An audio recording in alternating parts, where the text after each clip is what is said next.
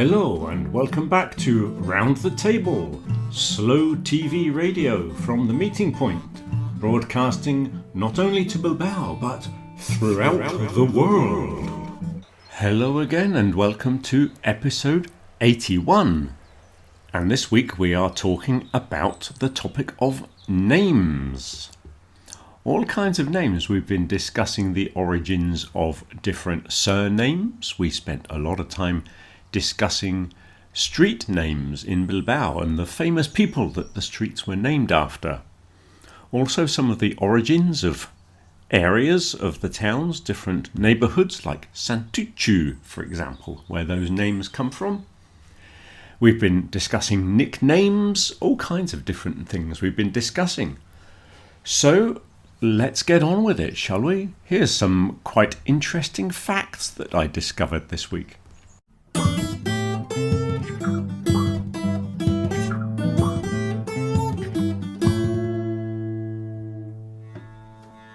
So, as part of the conversation on names this week, we were discussing sports teams and how they all have nicknames. Very popular in America, of course. You've got the San Francisco 49ers and the Chicago Bulls. And of course in football, Athletic are called the Lions. And lots of British football teams have names like the Red Devils or the Gunners.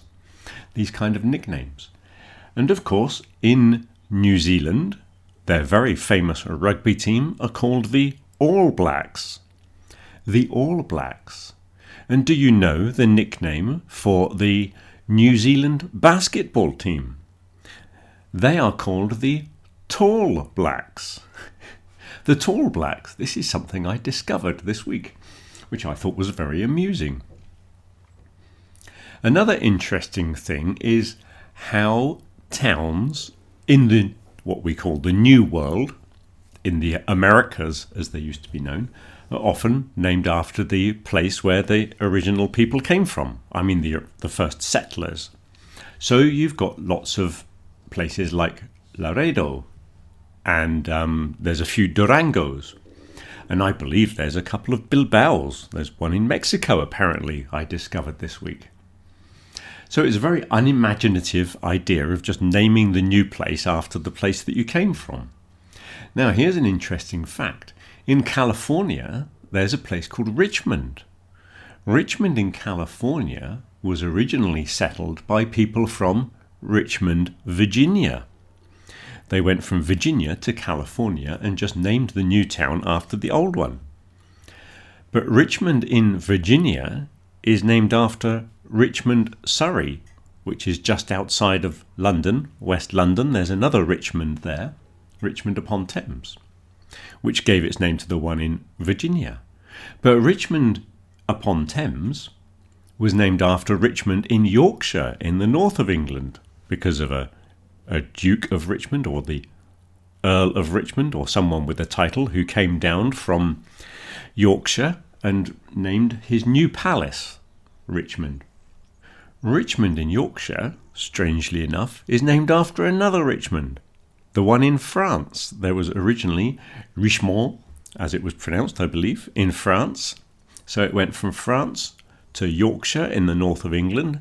It went down to London, and from London it went to Virginia, and from Virginia it went to California. So we've got a whole chain there of towns named after each other. Another strange thing that happens with place names is when you get a kind of layering of the same word in different languages. So, for example, in England there are several rivers called Avon. I think there are 7. And Avon is actually an old Celtic word which meant river. So the river Avon is the river. And I believe there are many places in the world that translate as lake, because the name of it is just the original word for lake. There's a place in England called Torpenhow Hill. Torpenhow. I'm not sure where it is. But Tor, the first element, is the Old English word for a hill, especially one with rocks on top. They're called tors. Pen is actually the Celtic word for hill. The how bit comes from an Old Norse word, which means hill.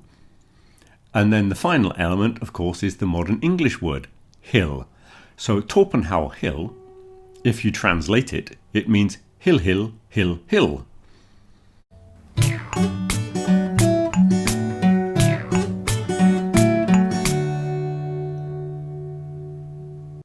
Now, this week I've been doing a bit of research. I decided to look at some unusual place names in the United States. So here we go.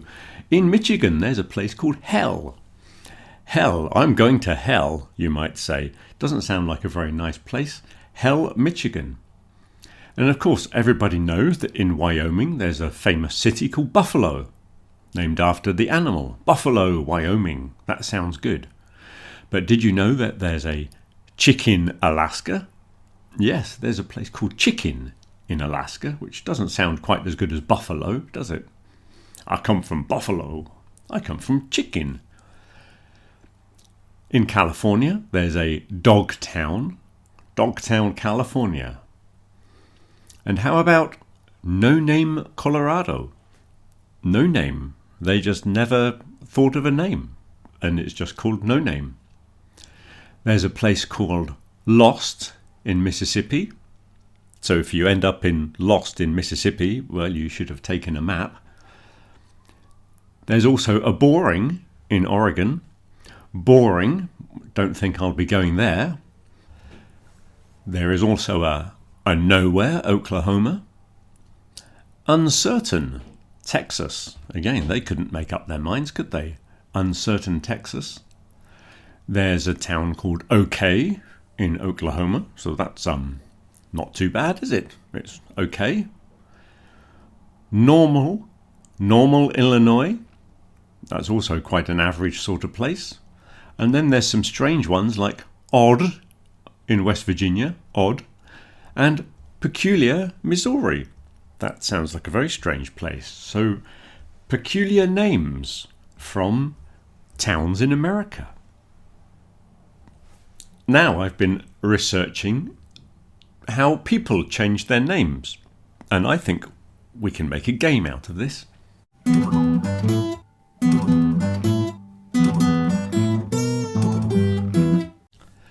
So, Muhammad Ali, the famous boxer, was previously known as Cassius Clay. Have an extra point. I think everybody knows that Muhammad Ali was originally Cassius Clay.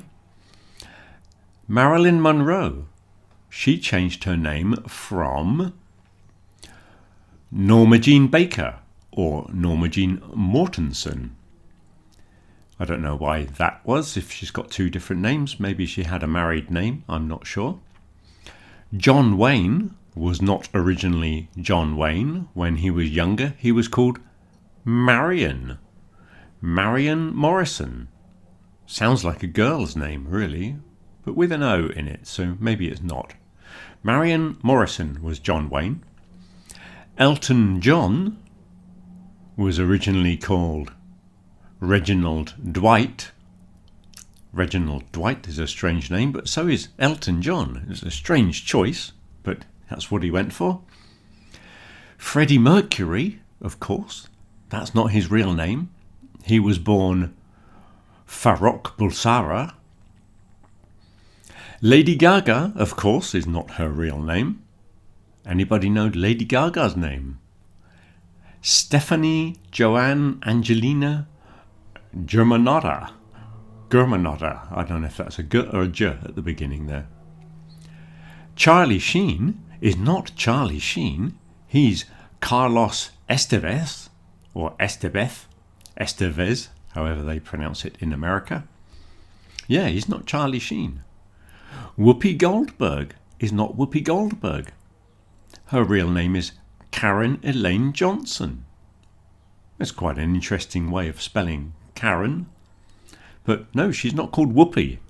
Maybe Whoopi was one of those childhood nicknames. You know how people in the family sometimes give you a strange nickname. Miley Cyrus. She's not called Miley. She's called Destiny Hope Cyrus. which is actually quite a nice name, isn't it? But she decided not to stick with that, and she went for Miley. And Vin Diesel is an actor, but that's not his real name. Vin Diesel, his real name is Mark Sinclair. Sounds quite boring, really, but he chose to name himself Vin Diesel, which sounds like a very poor quality wine, doesn't it? Now, another game. Famous people with strangely named children. You know how these Hollywood stars and musicians like to give outrageous names to their children? Here are some children's names, and you can tell me who the parents are. So the first one, Moon Unit, Dweezil, Diva Thin Muffin, and Ahmed are the children of guitarist Frank Zappa. Maybe you don't know who Frank Zappa is, but he was a guitarist famous in the 60s and 70s. Blue Ivy, Rumi, and Sir. Strange name, Sir. These are the children of Beyonce and Jay-Z. And I presume Beyonce and Jay-Z are not using their real names either. Apple and Moses are the children of Gwyneth Paltrow and Chris Martin. I believe she's an actress. I don't know who he is.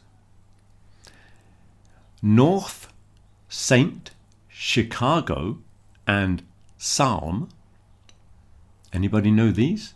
These are the children of Kim Kardashian and Kanye West. The next group, we have some very strange names. Poppy Honey, Daisy Boo, Petal Blossom Rainbow, Buddy Bear, and River Rocket. These are the children of Jamie Oliver, the famous TV chef. Zoe. Zoe. Who might have a child called Zoe? Zoe is the son of David Bowie. Zoe Bowie. And apparently, when Zoe Bowie grew up, he changed his name. He's actually called Duncan Jones. He chose a very boring name because he didn't like being called Zoe Bowie. Well, I think Zoe Bowie's better than Duncan Jones. Sage Moonblood, Sophia Rose, Sistine Rose, and Scarlet Rose. These are the children of Sylvester Stallone. Her Majesty, that's quite a good name, Her Majesty. Maybe it's pronounced Her Majesty. That's the daughter, I presume, maybe son, of Jermaine Jackson. Ocean Alexander, Sonnet, and True.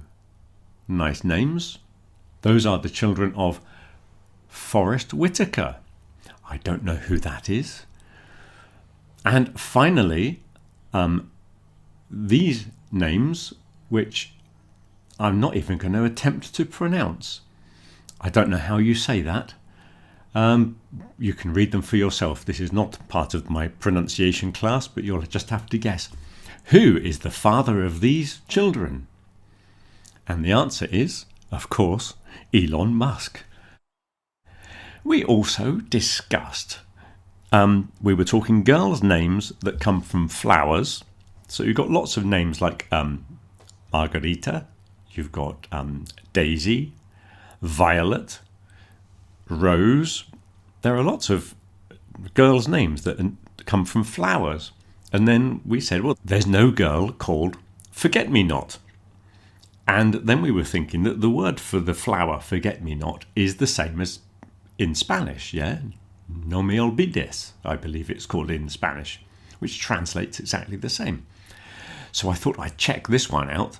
Apparently, it's an old German story of a knight who was picking flowers for his young lady, and he fell in the river and drowned. And as he was drowning in the river, he threw the flowers to the girl and said, in German, "Weg ist mein Nicht." I think, which means forget me not, or don't forget me. And that name, the German name, basically was translated into all the other languages. So in French, they are called ne m'oubliez pas. And in Dutch, they're called vergeet mich niet. I don't speak that language. So forget me nots comes from a German legend, and that's why they have the same name translated into different languages. So that's my interesting research that I've been doing this week, all about names.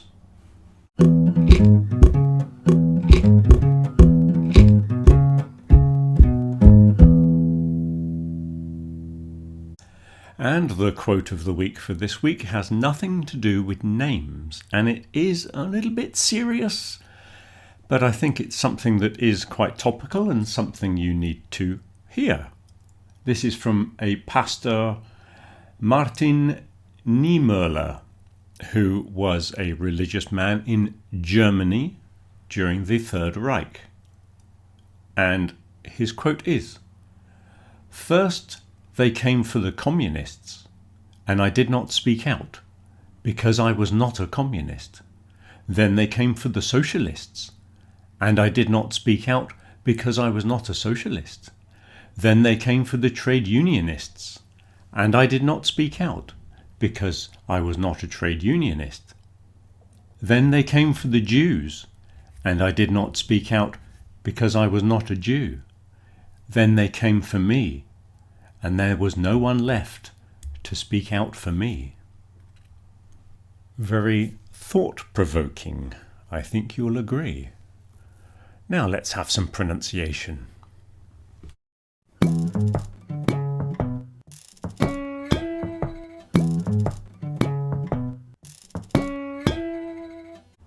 And this week we have another of these little pronunciation games, and you can see from the screen that these are your favourite collection of words that we've had so many problems with in the past.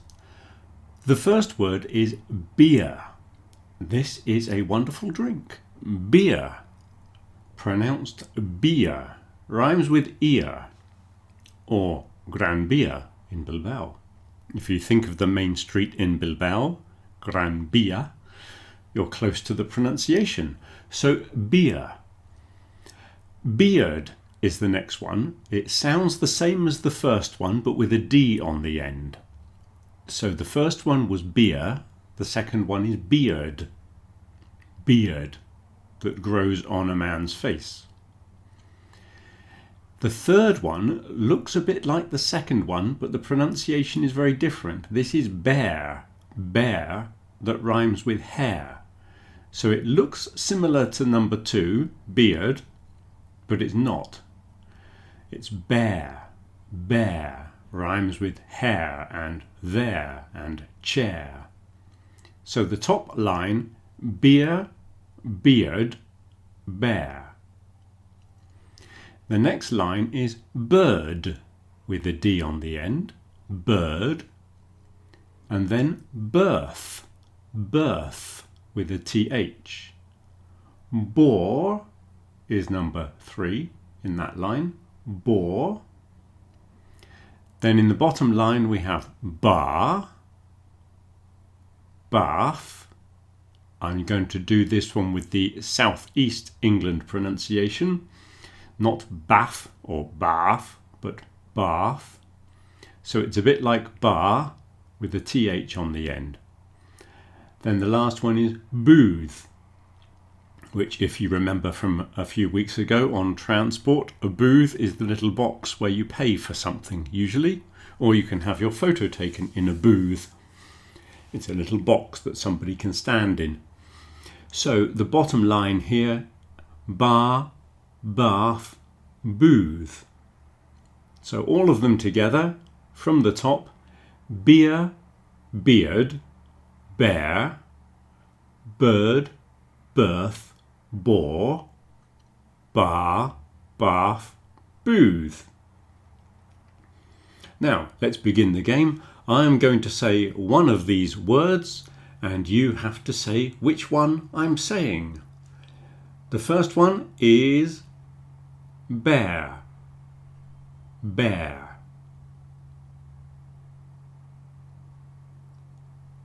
Beard, beard. Birth, birth. Bath, bath. Bird, bird. Beer, beer. Bar, bar. Bore, bore. Booth, booth. And now more quickly, beer, bird, bath, bear, bird, beard, booth, bore, bar, bear, beer, beard, bird, birth, bear, beer. I could go faster, but I think that's enough for one day, don't you?